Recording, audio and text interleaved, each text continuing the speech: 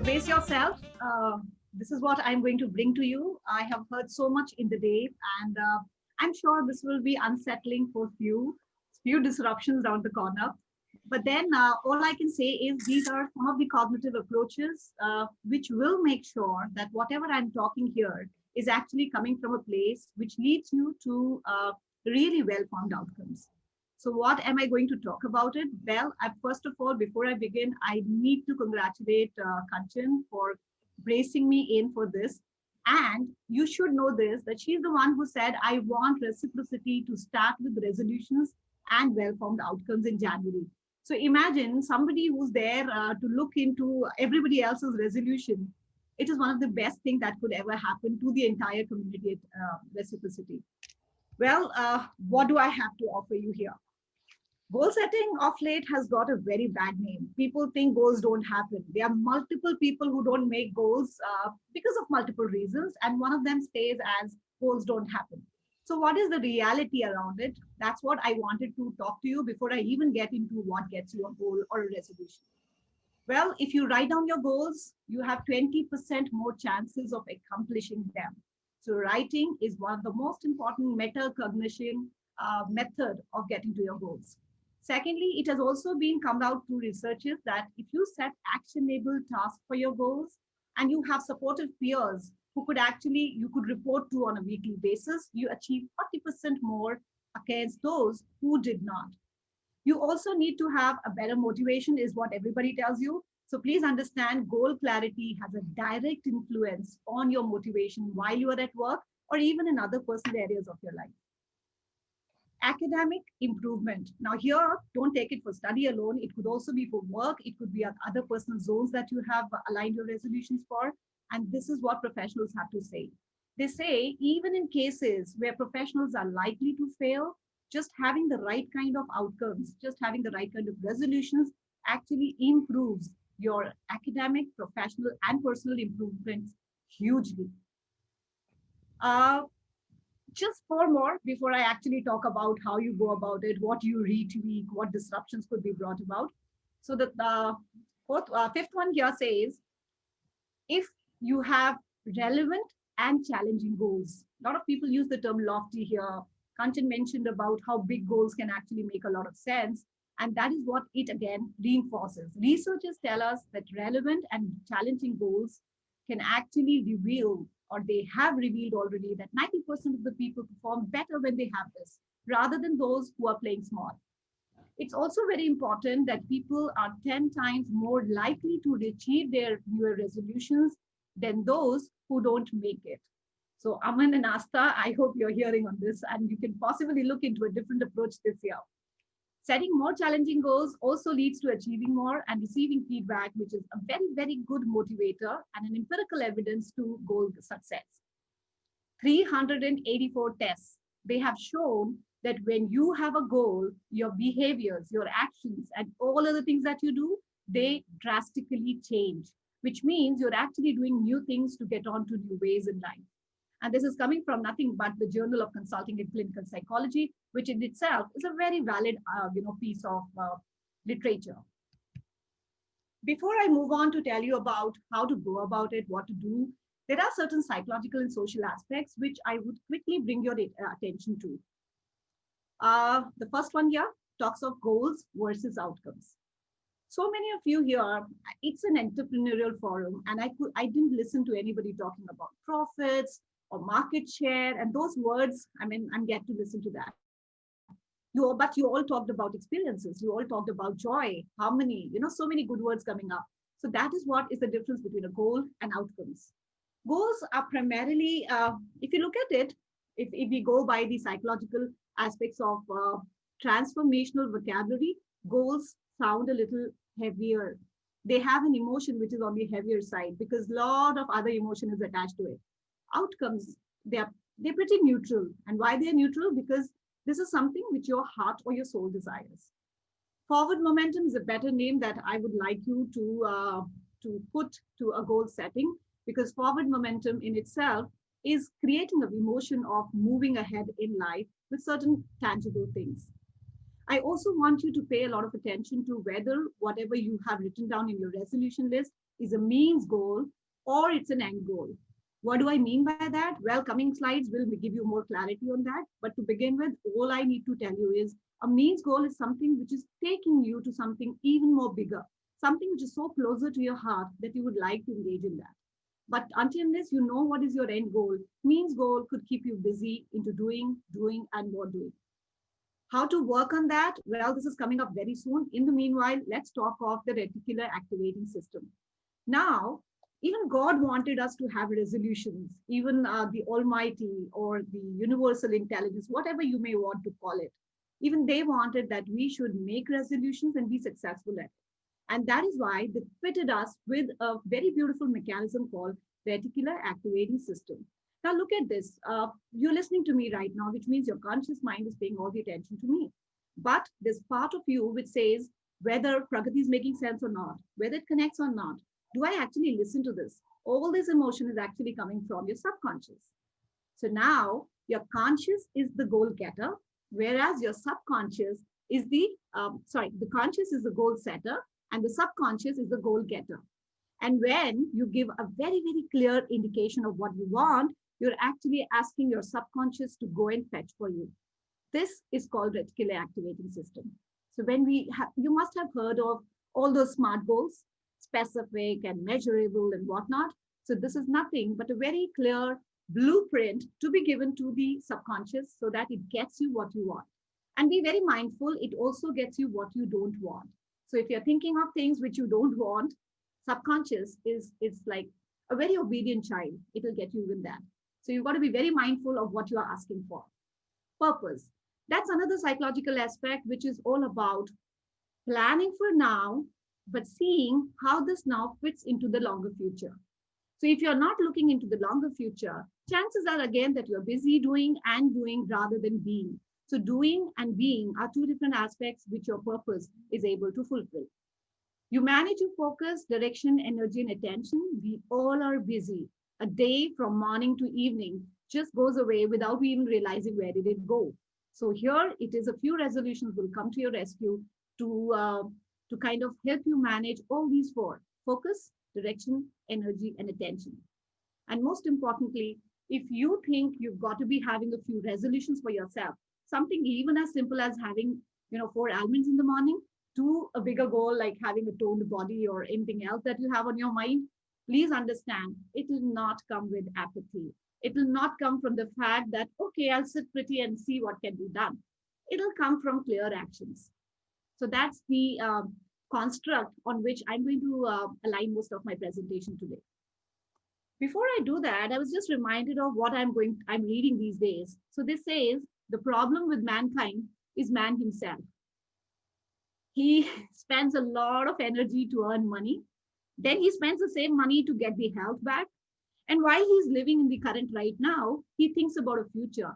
He's plagued by the past. So he neither lives in the present and nor in the future. And he lives as if he's not going to die. And then when he dies as if he's never lived. That's the problem with not having right resolutions. That's exactly the reason I'm very happy that Kanchan is starting with something this powerful. Well, so what resolutions and well-formed outcomes should bring in for you? A little bit of scare and a lot of excitement. If that is there, this is how your resolutions actually end up being not mere goals, but well-formed outcomes. How can you check that? That whether it's getting me that kind of scare and a little bit of excitement? Well, these are the 4 questions which if you ask yourself, your current coordinates would be far more sorted. What is a current coordinate? Now look at this side. So you here have a current state, which is currently wherever you are in different zones in life, personal, professional, and all other areas that you can think of. And then you have a dream of reaching here or into a desired state. So being from a current state to a desired state, this gap analysis is a lot of work. And for all those who think, oh, I don't want to get into all this work, let me tell you, leave it. Don't even try the whole idea of resolution, because resolutions, outcome setting, all this is a sophisticated skill. And sophisticated skills don't come just for, just like that. So here, what is the action plan? To understand where you stand currently so that you don't, end up taking a wrong action or a goal by the end of which you feel, oh my God, what was I doing? I made a mistake. This is how you start. What do I want and I have? The moment you think about this, give yourself 3 minutes on each question and write down whatever comes to your mind. This is going to be one of the best brain dump you could ever do, because this tells you what you have in you. So, what do I want and I have is actually a very good place to begin with. This is so motivating. When I know I want this and I have it, it's a place of motivation. It's a place of a very dynamic push to actually reach out for my whatever I'm trying to reach out to. What do I want and I don't have? Now, this is going to be a very, very realistic understanding of currently what I'm wanting and I don't have it. Some people, if they go deeper down below, say more than 3 minutes or so, they might even get demotivated. So I would say don't spend more than 3 minutes on each of these questions.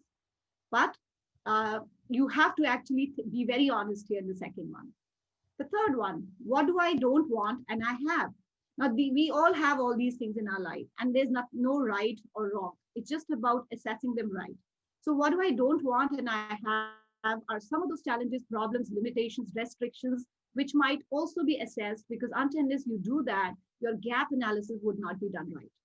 And finally, what do I don't want and I don't have? This could be a place of, again, a very, very nice, happy, fuzzy feeling where you feel, thank God, at least I don't have to handle this. So now, once you have done this gap analysis through these four questions, the second thing that I have already highlighted and going to the next slide also is choose end goals. Long term, why do you want this? Whatever, if you want to eat 4 almonds in the morning, why do you want to eat them?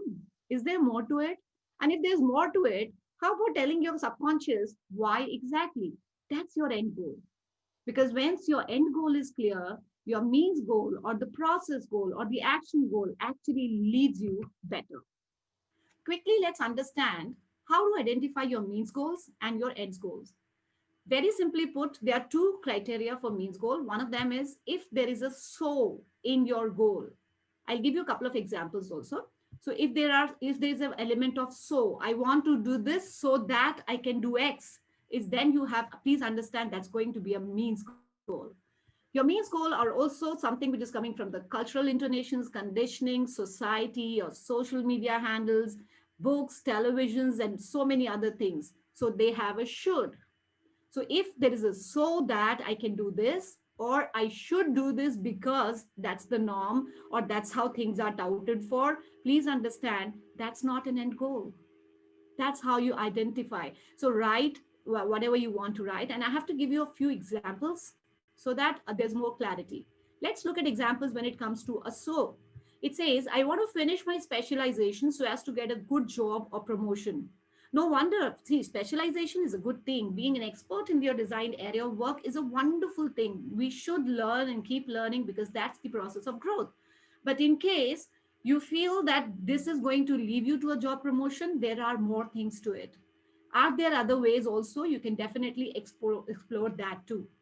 So that I want to earn a lot of money so as to afford that big house or that big car, etc. I want to achieve X share in sales and profit so as to be a market leader. There are many other ways. Luckily, we are in a very hybrid world these days where becoming a market leader has many other options as well. If this doesn't sound right to you, what else? You can always explore that as well. I have to maximize average sales by X percentage so as to reach the set target for my company. Or choosing the life path, career path based out of what others, so that others, my parents could be happy, or my, that way. So whenever there's an element of so, you have to understand that's not your ends goal, that's definitely a means goal. Now let's look at what should could do. So some examples could be you you should be successful.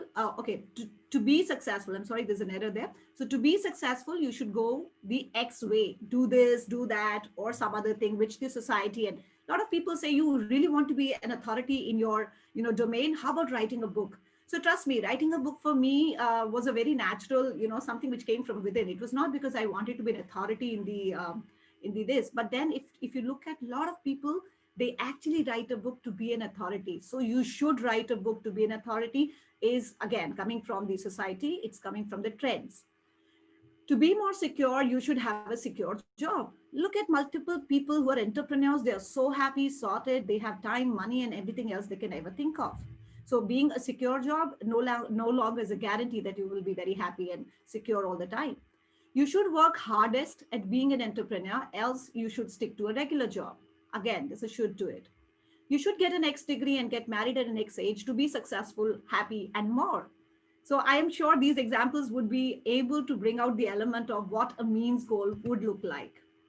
Let's quickly look at how would you identify whether it's an end goal. End goal is actually more about heart. Means goal was so much about head. Now this is here something which is so much about heart. And these are often about feelings. Look at what you all talked of while you were jotting down your resolutions. Most of you wanted an emotion, a feeling, an experience. So when Jawaharji was talking about the grandchild which is coming up, look at the kind of emotion he built it up, right? So that is because that's his end goal. And chances are he would be able to raise a very, very wonderful, value oriented grandchild because that's an end goal for him. That's an emotion for him. And that's coming from the heart. So these are the goals which would rejuvenate, re energize, and they don't look like work at all. They are so, they just, you embrace them because they are calling out to you. That's how it works. Quickly, I'll give you some examples. So, being an entrepreneur, researching and writing a book, running a marathon, experiences beyond fast growing business, funding, press and media attention, money, title, and any kind of other end rewards. No wonder people are taking out time to travel. They are taking out time to do a lot of things which they have not been able to do. Learn singing, for example, or other things. So these are definitely your ends goal. They nourish the soul, and something which nourishes the soul is the need of the hour. 2020 has been tough. 2020 has been ruthless. So if that has been ruthless, what do we want? We want to create experiences which stay a lifetime. So that's exactly what end goals are going to do with you. Now, other set of examples: travel to exotic places, cultivating meaningful relationships, meeting experts, mentors, and guides who are worth modeling and worth following, exposing yourself to learning and growth. And that's exactly why I just, you guys at Reciprocity, you don't seem to, you don't cease to amaze me because you are there every Monday morning at a designated time, and the way you talk about it with all your energy, oh my god, this is too much. And I've been witnessing this for quite a few years now. So that's exactly what, exposing yourself to learning and growth. I guess this is one of your end goals. That's why the handful of people that you're there, you're so excited about being there on Monday. To shift from a daily grind to a holistic way on all the domains is what end goals does to you. So now, after you've got the understanding of means goals and ends goals, my only request is, once the session is over, please don't wait for another time, but sit down on your resolutions and see whether it's a means goal or an ends goal. Stick to your ends goals, and chances are you'll bless me that I reminded you of this. Now, quickly talking about what are the 6 cognitive principles which are very important for a successful resolution. Know what you want. Remember, I told you your subconscious is an obedient child. Give it the very clear picture and it'll go and fetch it for you. But what it fetches is absolutely in your control. So know what kind of experiences, what kind of personal life, professional life, love relationships, social life, or financial elements you want to integrate in your life. How do you want to grow? Whether it's health or fitness, don't just put a big label to it. Break it down, make it specific, make it more, and intellectually, emotionally, spiritually, all these elements should also be part of that, because it is not about just one element that you optimize. Even if you do a little bit in different zones, there are 12 different areas if you look at it. And I have mentioned so many of them here. And the reason being, if you optimize even a single element of all these 12 domains, you actually kind of grow faster in 1 year alone. How would you wish to contribute is another question you need to see. So, what you want to experience, how you want to grow, and what you want to contribute. These could be your 3 key words that you have, that you should be actually giving your subconscious. So, experiences. How do you want to grow to have those experiences? And once you have grown to that level, what would you like to contribute? Universe is very, very abundant, but at the same time, if you don't want to give back, chances are you may not get it. So please think about it in advance. Second cognitive principle says, be aware of what is happening and also the progress. A lot of people in the room just mentioned about get a feedback. Yes, this is exactly what those four questions would do initially. So they told you what is happening in your life, and they also talked of if you get a right feedback, you get the right progress. So pre-decide what you want to see, hear, and feel. We call this WAC elements. WAC elements are visual, auditory, kinesthetic. So the moment you kind of visualize all these visual, auditory, and feelings elements, chances are you are drawn to it, and that is drawn to you like, a magnet to a nail. Pre-decide who are those people who are going to give you feedback. Don't leave it to chance. It doesn't work like this. Number three, once you've had an idea of how you want it, you've also understood the feedback, you've understood what is happening on those zones, which means you are measuring what is happening. Be flexible. Whatever comes up as a feedback from self or from others, please be flexible enough to change all that which is not working. And that's not a failure. That's absolutely not a failure. It's only about course correction. And then for times that things don't go your way, there's a binary decision, either a yes or a no. Somebody, okay, so imagine you have certain goals lined up and some challenge comes up. The moment you say, yes, I can do it, I can manage, you again go back and realign and come out as a winner. But the moment you say, oh no, not again, this is getting too much, you actually drop the hat, and nothing is actually going to happen that way. So that binary decision, that is the point you've got to be very, very closely monitoring. Now, there are two presuppositions, which means they may or may not be true, but these are the two elements. If you believe, you may be able to generate different reactions in your body. So, and they are very powerful. So, one of them is to get different results, you've got to be operating from a different level. Just following this binary decision, just knowing that there's something called binary decision, just knowing that there's something called means goal and an end goal, I am sure you'll be looking at the whole process of resolution on a very different level. Coming to the second one, it says, if you do what you always done, you get what you've always got. So many times we get so comfortable in the way we are doing things that we forget that that may not be the right way, or that is an outdated map to reach our destination. Buy yourself a new one. And then let's come to the fourth cognitive principle: build and maintain rapport. We do not exist in isolation. And if we do not exist in isolation, we need people, we need teams, we need family members to grow, learn, lead, and whatever else we have on our mind. Create that kind of bonding with people, with teams, and with your personal relationships, because that keeps you calmer, saner, and raring to go. The fifth one, as I just mentioned initially, God wanted us to have resolutions, to be a winner at that, and feel good about it. That's the reason He has made sure that our mind and body are connected. So sometimes your mind would not like to do certain things. Move your body so that your mind changes. And there are times when your body would say, "Ah, I can't do it." That's the time you take leverage from your mind. So visualize as vividly as possible, what do you want to see in your future. Whether you call it the law of deliberate creation, the law of attraction, whatever else you want to call it, this is how it works. And there are whole lot of, I want to do an exercise, but let's see, if I have time I'll come back to that. Then the next one is take action. You would say, how obvious is that, Pragati? What are you saying? What do you mean by saying take action? Listen, guys, I have to tell you this. Some things are very obvious, but do we do everything that we know? I doubt.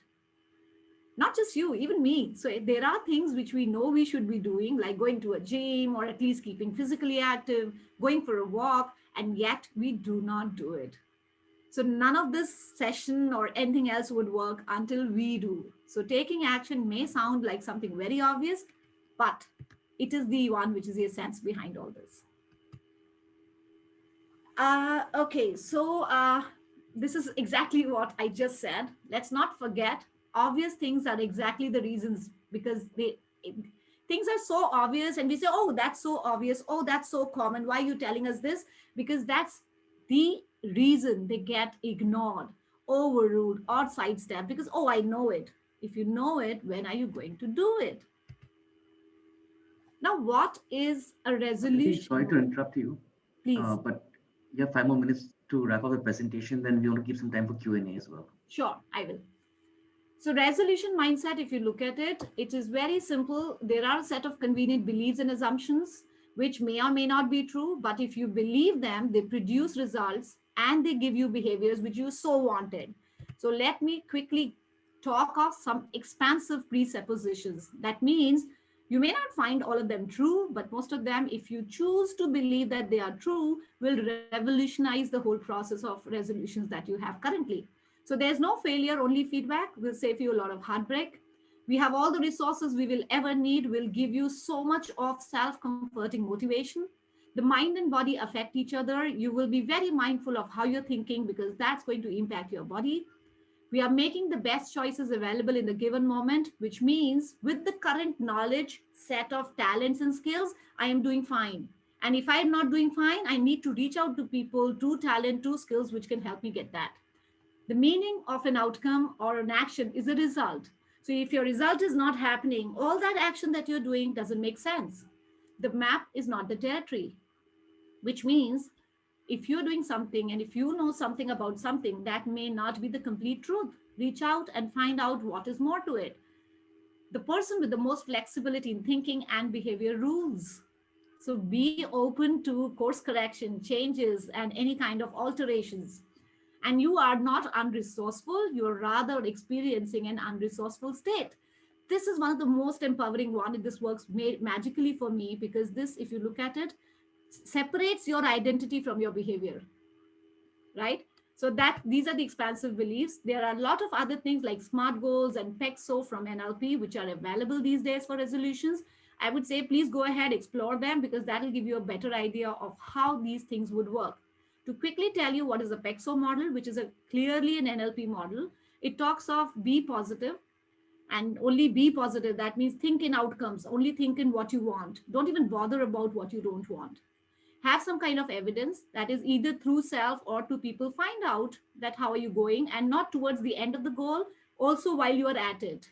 Have very clarified very clearly with whom, where, and which exactly what you want. If you have a communication problem, you may not have it with everybody. So be very, very specific and clearly clarify which area you need to optimize that in. Your goals or resolutions should be self sustained. Don't involve your loved ones or team members or anybody else. If you could do it on your own, that's the way they will survive or see the light beyond March. Otherwise, most of them are dumped by the time March comes up. Finally, have some advantages, which means think ecologically and realistically. What is ecology? I'm going to quickly build that up. And worthwhile, which means your everything that you're desiring should be possible, achievable, and you deserve it. That's the thinking that you want. Ecology, well, if you want to think of ecology, this is something which, if you have desire to have a resolution, how is this impacting your teams? How is this going to impact your family members? Be very mindful of that. Because if you ignore them in the whole list of things, chances are this would be done, but it would not be done with that joy, with that beauty that you actually thought it could be. So, what could help me make ecological goals? A quick round of questions here. For what purpose I want this? What will I gain if I achieve this goal? And this is very powerful because the moment you start saying, oh, I'll gain this, I'll be able to gain this, you are actually drawn to it. What will I lose if I achieve this? So this could be one of the pain points. So we either move towards pleasure and away from pain. So first, second question will take you towards pleasure, and the third one will actually take you away from pain. And pain and pleasure are the only two reasons which we need to kind of balance out in order to get the right resolutions. What will happen if I achieve it? What will happen if I don't achieve it? So if you look at it, the next set of questions is quite or more or less similar, but it's going to only emphasize and reinforce what you thought in level 2. And finally, what would happen? What won't happen if I don't achieve it? Because this is going to tell you what will you miss out on. This may sound like a brain twister, but the last one works magically well. So thank you. I have tried to build as many do-it-yourself and a lot of tools for yourself. This entire toolkit is yours now. Please mix and match based on your preferences, and I'm sure you will be able to make your resolutions stick beyond March. Good luck.